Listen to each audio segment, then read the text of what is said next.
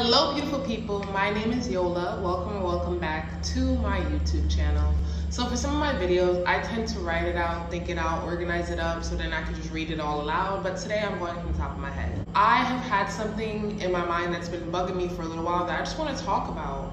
So all of my life, I have been known as a hard worker. I know I'm a hard worker. I've held the highest grades in the class. You know, I've competed for the spot. I am a hard worker. I know that. I know that I could be a hard worker, and I know I have the ability to be a hard worker. And my reason for knowing that is I learned that in school. You know, I learned that when I was an employee and I was working for other people. Like, I learned how to be a hard worker. I know how to be a hard worker. I know all the characteristics that went under hard work. But for me, I've always felt like my hard work wasn't paying off. Like, everybody can be a hard worker, but like, are you being paid what you're worth?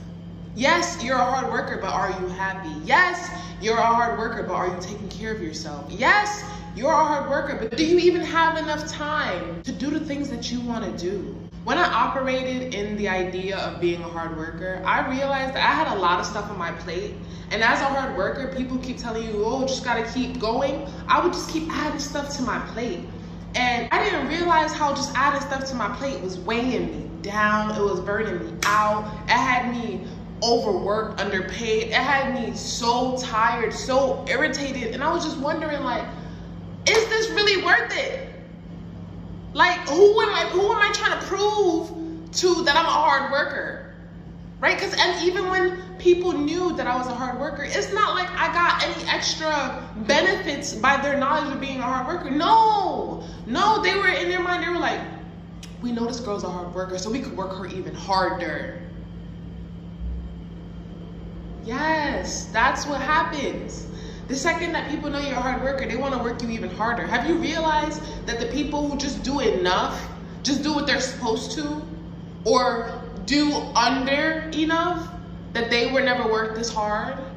Did you ever realize that? Like, did you ever look to the side and be like, well, I'm a hard worker, but Susie over here, she's doing what she wants to do, and she's not working as hard, and she's still receiving the same amount of praise as me, right? Like, I'm not seeing the benefit in operating as the hard worker. I never felt like that's what I wanted. That's not what I want. And I feel like there's a lot of people in this world, that's not what they want. My truth and my belief is that everybody is a hard worker. Everybody can be a hard worker. But hard work is not all you need. Hard work is not all you want to be classified as. I know a lot of hard workers who should be receiving more.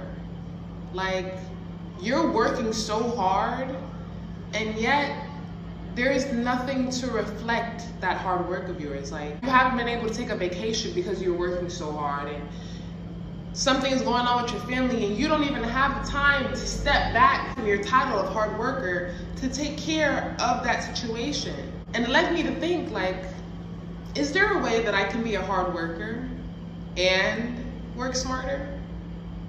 Like, is there a way that I can pour my energy into the work that I do, work at a speed that is above average, and receive more, right? So once I started thinking like that, I started to see my options open a bit. And I realized that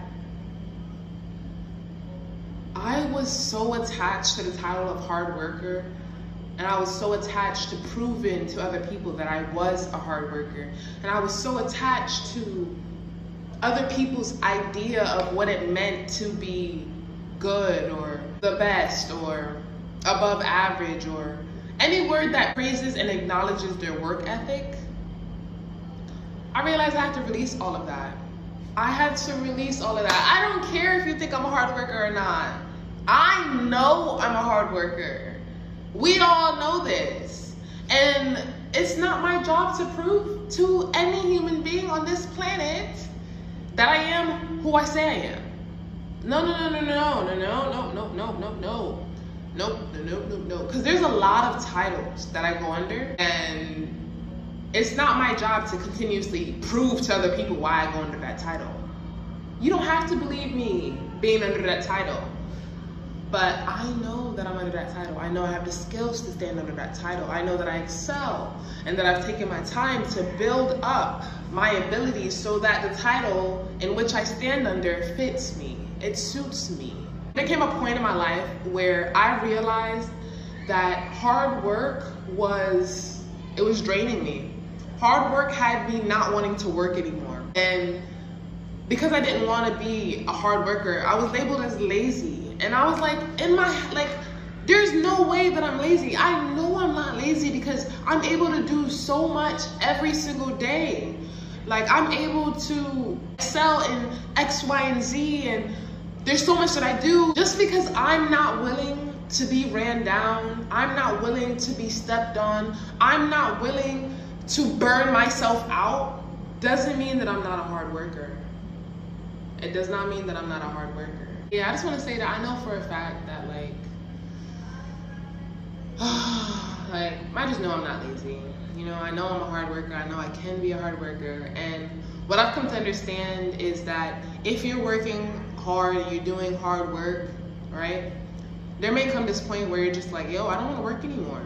Like, if this is what it takes to be, I don't even know, if this is what it takes to be seen as great by those around me who aren't where they want to be, then I don't want to be that. I don't want to be that. And I don't want to do that. And just because I don't want to do that particular thing doesn't mean that there aren't other things that I want to do, right? Because even when I was working my job and I was the hard worker, in my head, I've always dreamed of traveling.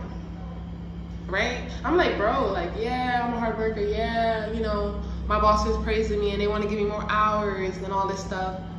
In the back of my head, I'm like, I want to be sitting on a beach with my legs cocked up with a drink in my hand. I want to go swim with animals. Yeah, there's a long list of things that I want to do in my life besides be tied down to a position where somebody is praising me or labeling me as a hard worker, thus enabling them to utilize me more. No.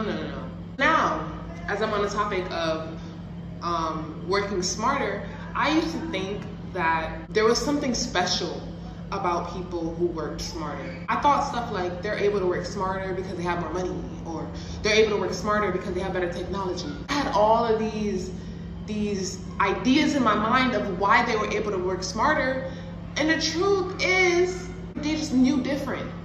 That's it. They learned different. They learned a different way of operating than me, right? Because at the end of the day, we're all equal. We're all human, right? So you can learn how to work smarter. You can learn how to utilize your ability to be a hard worker for yourself, right? And maybe you don't want to be a hard worker anymore, right? Because you don't believe that working should be hard, right? And that's where I reached a level of my life where I was like, I don't want to be a hard worker anymore. I know that I'm a hard worker, and I've checked that segment off of my list. I've done the time for that title, and now I want to be a happy worker. I want to be a smart worker. I want to work in a way where I am not burning out, where I feel like I could keep going. In order to work smarter, you have to learn a skill. Learn something, right? This is the truth that I've learned. I hope that it really helps somebody. Learn a skill. Learn how to do here. If you learn how to do here, instead of working 40 plus hours a week, you can cut the time down, right? Because you can get paid more for your work in a smaller amount of time. Right now, I'm gonna use somebody who gave me an example. They make about $500 a week, right? You can earn $500 in one day. As a hairstylist, you can earn $500 in one day after doing maybe 5 different hairstyles, charging $100 per person. This is just a hypothetical. What I'm saying is that having a skill opens up the door for you to continue working hard, but earning more. And then working when you want to, right? And you can shift the range of the amount of money coming in based on the skill that you're providing. So it's time to learn a skill. Learn how to cook. Personal chefs make bread. People are looking for people to come and cook large meals for them, cook a meal for them, and they'll pay you whatever you want. They'll pay you your worth. What do you believe you're worth? You put the price tag on it, and then you go ahead and you travel there. And you could probably have your flight paid for, right? If you need to stay over, a room paid for. You developing a skill can enable you to do the things that you want to do. So a hairstylist can travel. People will pay you to fly around the world to do their hair. Oh, yes, they will. Yes, they will, especially if you do it well. Then you can be a barber. A barber can also travel and set their prices, cut as many hairs as they would like. And I didn't even realize that I really haven't seen any barbers who are stressed out. Like, think about it. When you go to the barber shop, have you ever thought of like why the person cutting your hair is like chill? And they be like, oh, come on, sit on down. What you want to your hair? What style are you feeling today? Like, they be relaxed. And it's because they're about to take $20 to $30 from you in less than an hour. In less than an hour. That person could cut anywhere from 5 to 10 heads a day. And they're good. They're good. Right? And then keep in mind that they're being tipped because people are loving how their hair is turning out. It's a different ball game. It's an entirely different ball game. People with esthetician skills, baby, it's popular. Go to hair school, enhance your hair skills. Go to barber school, get some barbering skills. Go to culinary school and learn how to cook. And learn how to cook for large people. Catering is necessary in our society. People are looking for more people to cook in large amounts for everybody. Do you know how tiring cooking could be? And you know how much money you could rack up and cook it for people? Come on. Work smarter. Work smarter. And let's say that you don't want to cook for people directly for them. You know you could cook and then send them the food. Let's say you don't want to cook in their house. You could cook in your own house and then drive the food to their house and deliver it that way. There are ways for you to do the thing that you want to do. For example, let's say you want to bake. People are baking, setting up websites, and then sending what they baked across the world to somebody else, and they're automatically racking up the money in their account and then taking their time to happily bake all these sweet things, wrap them up all nicely, and write the little thank you note and send it to people. We live in a world where you don't have to work physically hard. You don't have to work manual laborly hard, right? You don't even have to overthink working. You don't even have to work mentally hard. You just have to be willing to work in the sense of taking the steps necessary to move forward and taking the steps in order for you to learn. Because even though I'm giving all these good ideas, it's not going to be easy to go to hair school. I don't know how much going to hair school costs, but that's an investment that is worth it in the long run. It is. It'll open more doors for you. It'll allow you to not have to just lean on working hard.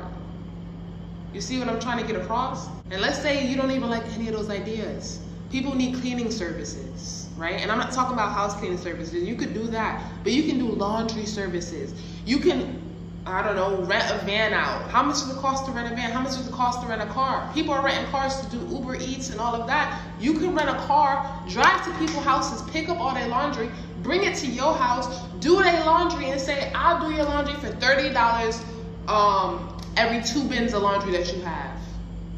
And not only am I doing your laundry, I'm gonna fold it all up and give it back to you nicely. I'm sure that there are people out there who got their laundry sitting in their house simply because they don't have the time to do it themselves. And they would love to pay you your $30 to do your laundry. And then if you do such a great job, guess what? They're gonna tip you. They're gonna tip you. And what would you have been doing? Working. You would have been working. We both know that doing 2 loads of laundry probably take you 2 hours, right? So you'd be being paid $30 for 2 hours of your work.